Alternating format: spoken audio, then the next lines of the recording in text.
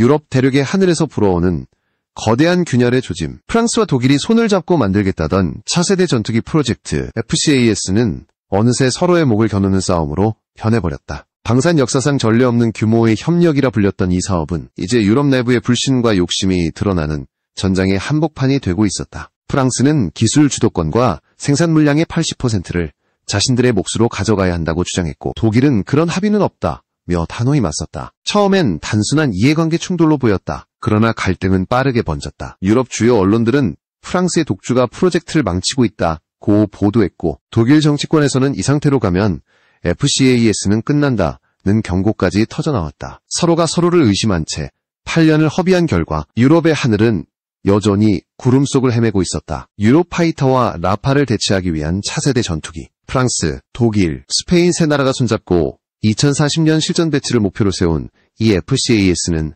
처음엔 거창했다. 총 사업비만 160조 원이 넘는 초대형 프로젝트였고, 에어버스와 다소, MTU, 인드라 같은 방산 대기업들이 참여했다. 하지만 프랑스의 욕심이 눈덩이처럼 커지면서 균열은 걷잡을 수 없게 됐다. 독일 정부는 협력 약속을 지켜야 한다며 프랑스를 압박했지만, 프랑스는 오히려 기술은 우리가 주도한다고 반박했다. 결국 이 갈등은 유럽이 그토록 강조하던 전략적 자율성을 스스로 무너뜨리는 결과로 이어졌다. 8년 동안의 공전, 수조 원의 예산 낭비, 그리고 남은 것은 서로를 향한 냉소뿐이었다. 그런데 바로 이때 독일 내부에서 전혀 예상치 못한 소식이 흘러나왔다. 한국의 KF-21, 그것이 우리가 찾던 답일지도 모른다. 독일 군사 전문지디 벨트가 내놓은 이 한 문장은 유럽 방산계를 뒤흔들었다. 이 매체는 KF-21 보라매를 두고 러시아의 수호이도, 중국의 젠20도 아니다. 이건 완전히 다른 출발선에 있는 전투기다 라고 평가했다. 단순히 아시아산 복제품이 아닌 서방 기준에 맞는 기술 체계와 철학을 가진 전투기라는 뜻이었다. 그들의 시선은 곧 독일 공군의 현실로 향했다. F-35를 일부 도입했지만 여전히 4.5세대 전투기 업그레이드에 의존해야 하는 독일 공군에게 KF-21은 매력적인 대안이었다. KF-21은 우리가 잃어버린 균형을 되찾게 할 수 있다. 이 말은 더 이상 단순한 의견이 아니었다. 독일 정치권 내부에서도 KF-21을 실질적 대안으로 검토하자는 목소리가 나오기 시작했다. 왜 독일은 한국의 전투기에 주목했을까? 단순한 호기심이 아니라 절박함이었다. 프랑스의 독주 속에서 기술 협력이 깨진 FCAS, 2040년을 목표로 했던 일정은 이미 사실상 불가능해졌고, 독일은 새로운 해답을 찾아야 했다. 그 해답이 한국에서 왔다. 한대 전투기를 수입하던 나라로 불리던 대한민국이 이제는 전투기를 수출하는 나라로 독일의 시선을 끌어당긴 것이다. 이건 단순한 기술의 문제가 아니라 세대의 전환이었다. 한국은 우리와 다르다. 유럽 언론의 이 문장은 곧 새로운 시대의 신호탄이 되었다. 유럽이 스스로의 한계에 부딪혀 허덕이는 동안 한국은 조용히 기술을 쌓고 실패를 밟고 결국 세계를 놀라게 했다. 그 결실이 바로 KF-21 보라매였다. 독일 언론의 태도가 바뀌었다. 한때 한국이 전투기를 만든다고? 라며 비웃던 그들이 이제는 가장 현실적인 해답으로 한국의 KF-21을 입에 올리고 있다. 독일의 군사 전문 매체 디벨트는 최근 칼럼에서 이렇게 썼다. KF-21은 서방 기술 기준에 가장 근접한 비서방 전투기다. 외형은 비슷할지라도 그 구조와 운영체계는 완전히 다르다. 그들이 강조한 차이는 단순한 디자인의 문제가 아니었다. KF-21은 쌍발 엔진 구조를 채택했다. F-35가 단발 구조로 설계된 반면 KF-21은 두 개의 엔진이 함께 비행을 뒷받침한다. 엔진 하나가 고장 나더라도 나머지 하나로 비행을 이어갈 수 있는 구조, 바로 생존성과 안정성의 차별점이다. 이는 실제 전투 상황에서 조종사의 생명을 지키는 핵심 요소이기도 하다. 독일 언론은 이 점을 특히 높이 평가했다. KF-21의 쌍발 구조는 고장률이 낮고 임무 지속성이 높으며 고위험 작전에서의 생존 확률을 획기적으로 높인다. F-35는 단발 엔진으로 가볍고 유지비는 저렴하지만 한번 고장이 나면 그대로 추락한다는 리스크가 있다. 반면 KF-21은 한쪽 엔진이 손상되더라도 안정된 비행이 가능하다. 이런 안정성이야말로 독일이 현재 겪고 있는 공군력의 취약점을 메울 수 있는 결정적 요소였다. 서울 상공을 비행하던 KF-21의 시험 비행 장면은 독일 언론의 눈에 더욱 강렬하게 각인됐다. 두 개의 엔진에서 터져나오는 폭음, 공기를 찢는 저주파의 굉음은 단발 엔진 전투기와는 차원이 달랐다. 시민들이 하늘을 올려다보며 저게 정말 우리가 만든 전투기야? 라며 감탄하던 그 순간 독일 기자들은 이 영상을 반복해 재생했다. 이건 단순한 시연이 아니라 기술 선언이다. 그들은 그렇게 표현했다. KF-21의 외형은 미국의 F-22 랩터를 연상시킨다. 날렵한 각도, 공기역학적으로 정제된 형상, 레이더 반사 면적을 최소화한 스텔스 설계까지. 하지만 본질은 다르다. F-22가 5세대 스텔스 전투기로 불린다면 KF-21은 4.9세대라 불린다. 프랑스 항공 전문지 메타디펜스가 붙인 이 수식어는 단순한 찬사가 아니었다. 아직 5세대로 분류되진 않지만 그 기술적 완성도는 5세대급에 근접했다. 라는 의미였다. 게다가 KF-21은 단순히 성능이 좋은 전투기가 아니라 효율적인 전투기로 평가받았다. 독일 매체는 분석했다. KF-21은 비용 대비 성능이 탁월하다. 유지비가 낮고 생산 효율이 높다. 결국 예산이 한정된 국가에게 가장 합리적인 선택이 될 것이다. 독일은 지금도 예산 삭감과 방위비 문제로 고민 중이다. 그런 독일에게 KF-21은 기술과 경제, 두 마리 토끼를 모두 잡을 수 있는 유일한 후보로 떠올랐다. 한국의 공군력은 이미 전 세계 상위권이다. F-35의 스텔스 전투기와 함께 KF-21이 중간 전력으로 들어서면서 완벽한 균형을 이루었다. 고급 전력에는 F-35, 중간에는 KF-21, 저가형에는 FA-50과 F-16이 있다. 이른바 하이로우 믹스 체계. 고급기는 압도적인 성능으로, 중저가 기체는 대량 운용으로 공군 전체의 유연성을 높이는 전략이다. 독일은 이 체계를 모범적 모델이라 평가했다. 한국은 하이엔드와 로우엔드를 모두 가진 국가다. 이 구조는 세계에서 가장 이상적인 공군 전력의 형태다.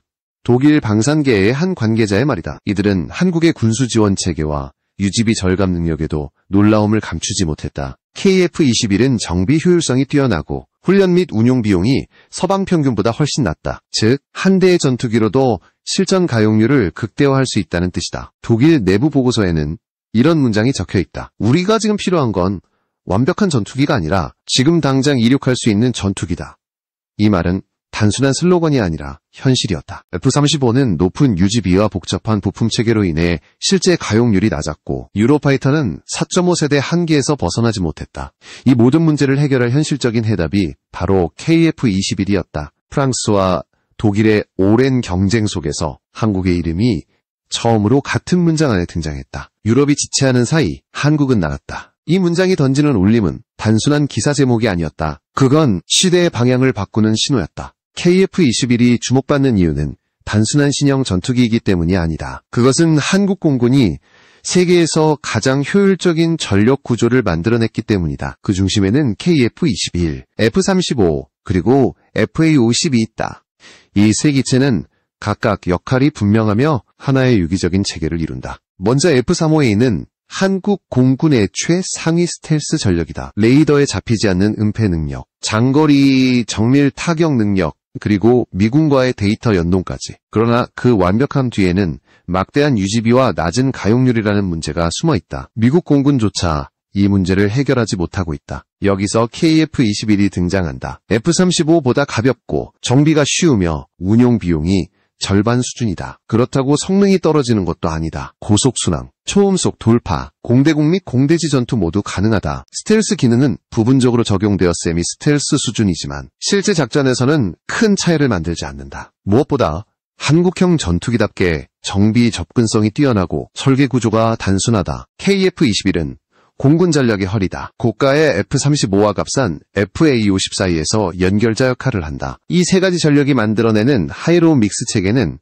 지금 전 세계에서 한국만이 완성도 높게 구현하고 있다. 독일과 일본, 심지어 미국조차 이 모델을 주목하고 있다. FA-50은 훈련기에서 출발해 경전투기로 진화한 기체다. 하지만 그 실전 능력은 경이롭다. 하루 3차례 이상 출격하고 필요시 6분 안에 긴급 이륙이 가능하다. 폴란드 공군 트레이카 준장은 FA-50은 가동률 90%를 유지하고 있으며 이런 효율을 가진 전투기는 세계 어디에도 없다고 말했다. 가동률 90%, 단순한 숫자처럼 보이지만 그 의미는 깊다. 미국 공군의 평균 가동률이 50% 남짓, 러시아는 40%에도 미치지 못한다. 중국은 정비 부품의 부족으로 30% 아래로 떨어지기도 한다. 그러나 한국의 전투기들은 언제든 출격할 준비가 되어 있다. 이건 단순한 기술의 문제가 아니다. 시스템과 문화의 차이다. 한국 공군은 완벽한 준비 태세로 유명하다. 모든 정비 데이터가 실시간으로 통합 관리되고 조종사 훈련 시스템이 전투 시뮬레이션과 연결되어 있다. KF-21은 이 체계의 중심에서 데이터 링크와 전자전 장비를 통해 모든 기체를 묶어준다. 한 대가 싸우는 게 아니라 네트워크가 싸운다. 이것이 한국형 항공 전략의 핵심이다. 독일 전문가들은 이런 부분에 감탄했다. 한국은 단지 비행기를 만든 것이 아니다. 전투 시스템을 만든 것이다. KF-21은 이런 시스템의 핵심 노드로 작동한다. F-35가 스텔스와 탐지 능력으로 적진을 파악하면 KF-21은 그 데이터를 실시간으로 받아 공격 임무를 수행한다. FA-50은 후방에서 신속 대응 임무를 맡는다. 이 조합은 전장에서 단 한순간의 공백도 허용하지 않는다. 또 하나 주목할 점은 개발 속도다. KF-21은 세계에서도 유례없는 빠른 속도로 완성되었다. 시제기 첫 비행에서 양산체계 도입까지 단 3년, 미국의 F-22가 완성되기까지 15년이 걸렸고 일본의 F-3는 아직도 개발 단계에 머물러 있다. 독일과 프랑스의 FCAS는 여전히 논쟁 중이다. 그러나 한국은 이미 시험비행, 조립, 양산까지 모든 단계에 들어섰다. 이런 속도는 단순한 빨리빨리가 아니다. 한국의 산업 구조가 가진 정밀함과 응집력의 결과다. 레이더는 하나 시스템, 엔진은 면허 생산된 F414, 조립은 KAI, 전자장비는 LIG 넥스1, 각 분야의 기술이 완벽히 맞물린 덕분이다. 결과적으로 KF-21은 독일이 찾던 모든 요건을 충족했다. 스텔스 기능, 효율적인 유지비, 짧은 납기, 그리고 무엇보다 신뢰할 수 있는 공급자. 독일의 공군 관계자는 이렇게 말했다. 한국은 시간 약속을 지킨다. 그것이 우리가 지금 가장 필요로 하는 능력이다. 한때 전투기를 사는 나라로 불렸던 한국이 이제는 전투기를 만드는 나라, 그리고 전투기를 파는 나라로 변했다. 이 변화는 단순히 기술의 발전이 아니다. 국가의 위상이 바뀌는 순간이었다. 이제 유럽의 시선이 한국을 향하고 있다. 독일은 F-35로 하늘을 메우기 전에 KF-21으로 현실을 채우려 한다. 그리고 이 변화는 단순한 선택이 아니라 생존의 문제로 다가오고 있다. 유럽의 하늘을 바꾸는 열쇠, 그 이름은 한국의 보라매였다. KF-21의 진짜 힘은 하늘에서가 아니라 지상에서 만들어진다. 지금 한국의 전투기 생산 라인은 전 세계 방산업계가 주목하는 속도의 상징으로 불린다. 다른 나라들이 설계 단계에서 수년을 허비할 때 한국은 이미 생산을 시작했다. 그리고 그 중심에는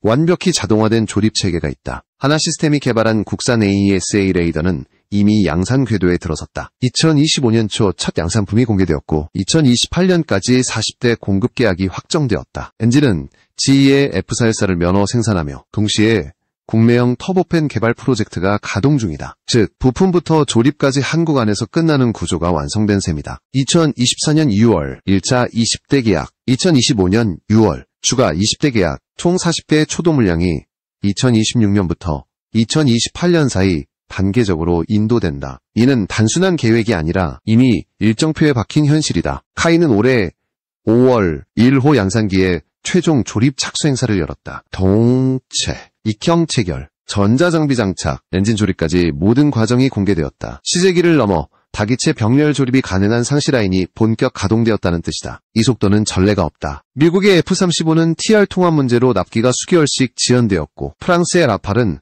주문 폭증에도 불구하고 공장 생산량이 월 3대에 불과하다. 하지만 한국은 다르다. KF-21의 생산 라인은 동시에 7대를 조립할 수 있으며 수요가 늘면 연간 40대 이상으로 확장 가능하다. 대기 기간을 최소화하고 고객이 계약하면 바로 생산에 들어갈 수 있는 구조다. 그 차이를 만든 것은 자동화였다. 전투기 한 대에는 수십만 개의 리벳 구멍이 필요하다. 과거에는 숙련공이 일일이 손으로 뚫고 체결했지만 이제는 로봇이 그 역할을 대신한다. 리벳 자동 체결 로봇, 동체 접합 로봇, 대형 패널 가공 시스템. 덕분에 과거 수주일이 걸리던 작업이 며칠 만에 끝난다. 시간 단축은 물론이고 기체 간 품질 편차도 거의 없다. 미국의 로키드 마틴조차 아직도 인력 의존도가 높다. 반면 한국은 초기부터 생산 효율과 확장성을 고려한 라인 설계를 완성했다. 공장은 더 이상 단순한 조립 공장이 아니다. 고객의 요구에 따라 즉시 커스터마이징이 가능한 유연한 제조 플랫폼이다. 엔진 장착 위치, 무장 패키지, 전자장비 구성을 주문형으로 조정할 수 있다. 이 구조는 납기 경쟁력으로 이어진다. 한국은 세계 최초로 시험기 단계에서 바로 양산 전환이라는 방식을 택했다. 시험기와 양산기의 차이를 최소화해 테스트 결과가 곧바로 생산으로 이어지게 만든 것이다. 이 전략 덕분에 한국은 북미 유럽보다 훨씬 빠른 속도로 전투기 양산에 성공했다. 국제 방산 매체 제인스는 이를 두고 이렇게 평했다. 한국은 시간과 신뢰를 함께 수출하고 있다. 납기 리스크를 앞단에서 차단한 유일한 국가다. 실제로 납기와 비용의 체감 경쟁력은 명확하다. 1차 20대 계약금은 약 1조 9, 600억 원. 2차 20대는 2조 3, 900억 원. 단순 환산하면 대당 약 1000억 원 전후다. 미국의 F-35는 대당 1, 300억 원. 프랑스의 라팔은 1, 800억 원. F-16V 블록 70조차 1, 500억 원대다. KF-21은 이들보다 절반 가까이 저렴하면서 동급 이상의 전투 능력을 제공한다. 이건 단순한 가격 경쟁이 아니다. 전 세계 방산시장의 선압계를 지키는 국가는 거의 없다. F-35는 계약부터 인도까지 7년이 걸렸고 라팔은 5년 이상 기다려야 한다. 하지만 한국은 계약 후 3년 안에 인도한다. 납기는 신뢰라는 시장의 공식에서 한국은 완벽히 새로운 기준을 세운 것이다. 이제 해외의 눈은 KF-21의 생산 라인을 주목한다. 각국의 무기 담당자들이 카이의 공장을 방문해 자동화 시스템을 직접 확인한다. 로봇이 리벳을 체결하는 순간 모든 방문객이 말없이 숨을 죽인다. 그건 단순한 기술이 아니라 약속을 지키는 기술이기 때문이다. KF-21의 양산체계는 전투기 생산의 개념 자체를 바꾸고 있다. 이제 하늘의 경쟁은 기술이 아니라 속도와 신뢰의 싸움이다. 그리고 그 싸움에서 한국은 이미 한 발 앞서 있다. 세계 각국의 시선이 이제 한국의 하늘로 쏠리고 있다. KF-21의 이름이 처음 언론에 등장했을 때만 해도 대부분의 나라들은 믿지 않았다. 한국이 전투기를? 하지만 불과 몇 년 만에 그들은 놀라움을 넘어 경외심으로 바뀌었다. 먼저 가장 현실적인 반응을 보인 곳은 폴란드였다. 폴란드는 FA-50을 도입한 첫 유럽 국가로 초기에는 회의적인 시선도 있었다. 한국산 기체가 유럽 환경에서 제대로 작동할 수 있을까? 그러나 결과는 모두의 예상을 뒤집었다. 폴란드 공군 제23 전술기지에서 FA-50은 하루 3번 이상 출격했고 필요시 6분 안에 긴급 이륙 준비를 마칠 수 있었다. 가동률은 90%를 기록했다. 이건 단순한 기록이 아니다. 전 세계 공군이 부러워하는 수준의 효율이다. 미국의 F-35조차 부품 공급 문제로 평균 가동률이 60% 수준에 머물고 있다. 그러나 한국산 전투기는 부품, 정비, 훈련 체계가 모두 연계되어 가동률을 90% 이상으로 유지한다. 폴란드 언론은 이를 두고 이렇게 썼다. 우리는 전투기를 산 게 아니라 시스템을 샀다. 실제로 한국은 단순히 기체를 수출하는 것이 아니라 정비 노하우와 기술 이전까지 함께 제공한다. 폴란드는 이제 기체를 해외로 보내 정비받을 필요가 없다. 현지에서 자체 점검과 수리가 가능하다. 이 구조는 전시에도 안정적인 운영을 가능하게 한다. 그리고 이 모델은 곧 KF-21에도 그대로 적용될 예정이다. 남미에서도 움직임이 포착되었다. 페루 공군이 차세대 전투기 후보로 KF-21을 공식 검토 중이다. 디펜스 아시아 시큐리티는 페루는 KF-21을 가장 유력한 도입 후보로 보고 있다고 전했다. 남미 국가들이 기존에는 러시아나 중국산 전투기에 의존했지만 이제는 한국산 기체의 실용성과 신뢰성에 주목하고 있다. 유럽에서도 분위기가 바뀌었다. 독일의 방산 전문가들은 KF-21을 현실적인 선택지라 부르며 F-35의 고비용 구조를 대체할 대안으로 평가했다. KF-21은 유럽 공군이 잃어버린 균형을 되찾게 할 수 있다. 독일 정부가 실제로 한국 측에 기술 협력 문의를 보냈다는 보도까지 나왔다. 하지만 놀라운 건 이 반응이 유럽 밖에서도 이어졌다는 점이다. 중국은 KF-21의 시험 비행 영상을 보고 큰 충격을 받았다. 인민일보는 KF-21이 F-22의 설계 기술을 훔친 것 아니냐 고 의심을 제기했다. 그 말은 곧 그만큼의 수준에 도달했다는 뜻이었다. 중국의 젠20 전투기가 여전히 실전 투입에 어려움을 겪는 반면 한국은 이미 실전형 양산 체계에 돌입했다. 일본의 반응은 더 복잡했다. 요미우리 신문은 한국이 이런 전투기를 독자적으로 만들 수 있을 리 없다 고 주장하며 F-22 랩터 모방설을 제기했다. 하지만 그 주장 뒤에는 불안감이 숨어 있었다. 일본의 차세대 전투기 F-3 프로젝트는 아직도 개발 중이고 예산 초과와 일정 지연에 시달리고 있다. 반면 한국은 불과 3년 만에 실체를 만들어냈다. 대조는 일본 내부에서도 충격을 줬다. 한국은 더 이상 조립국이 아니다. NHK의 한 패널은 이렇게 말했다. 그들은 전투기를 만들었다. 그리고 이제는 우리보다 먼저 하늘을 지배할 준비가 되어 있다. 아시아의 균형이 바뀌고 있다. 중국은 불안해하고 일본은 놀라며 유럽은 탐색한다. 그리고 한국은 조용히 웃고 있다. KF-21은 단지 하나의 전투기가 아니다. 그것은 한국의 산업, 기술, 전략 그리고 신뢰의 집약체다. 그들이 만든 것은 기가 아니라 체계였다. 한국이 만들어낸 이 체계의 힘이야말로 세계가 두려워하고 부러워하는 진짜 무기다. 한때 조용한 아시아의 기술국이라 불리던 한국이 이제는 전 세계 방산 시장의 중심에 서 있다. 그리고 그 중심에는 보라매가 있다. 하늘을 가르는 그 굉음이 이제는 세계가 한국을 기억하는 소리로 바뀌고